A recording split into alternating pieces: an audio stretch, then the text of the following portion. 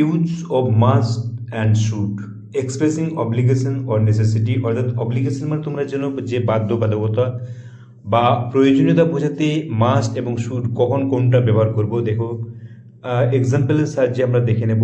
দেখো, you must stop at a red light, এখানে must use হয়েছে, তোমাকে অবশ্যই লাল লাইট এর কাছে দাঁড়াতে হবে বা লাল লাইট রেড লাইট দেখলে তোমাকে দাঁড়াতে হবে। এখান থেকে লিগেল রুল বোঝাচ্ছে, এখানে এটা স্ট্রং অব্লিগেশন আছে এবং এটা অমান্য করলে তোমাকে শাস্তি পেতে হতে পারে।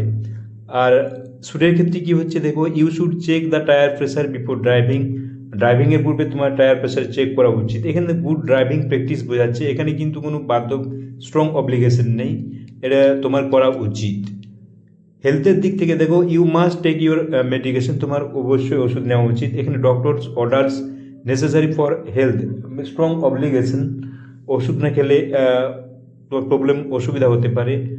নেক্সট দেখো, ইউ শুড এক্সারসাইজ ডেলি, তোমার ডেলি এক্সারসাইজ করা উচিত। এখানে রেকমেন্ডেড বাট নট এনফোর্সড, অর্থাৎ কোনো সেরকম স্ট্রং অব্লিগেশন বা এনফোর্সড বাধ্যবাধকতা নেই। ওয়ার্ক, কাজের ক্ষেত্রে দেখো, you must submit the report by 5 PM, 5টার মধ্যে অবশ্যই রিপোর্ট জমা দেবে। এখানে ওয়ার্ক রিকোয়ারমেন্ট, এখানে প্রয়োজনীয় স্ট্রং রিকোয়ারমেন্ট। অন্যদিকে দেখো, you should check your message before sending it, এটা পাঠানোর পূর্বে মেসেজ পাঠানোর পূর্বে তোমার চেক করা উচিত। এখানে স্মার্ট সাজেশন প্রস্তাব বোঝাচ্ছে, এখানে কিন্তু কোনো স্ট্রং অব্লিগেশন নেই। তাহলে তোমরা বুঝতে পারছো যে কখন আমরা শুড ব্যবহার করবো এবং কখন মাস্ট ব্যবহার করবো।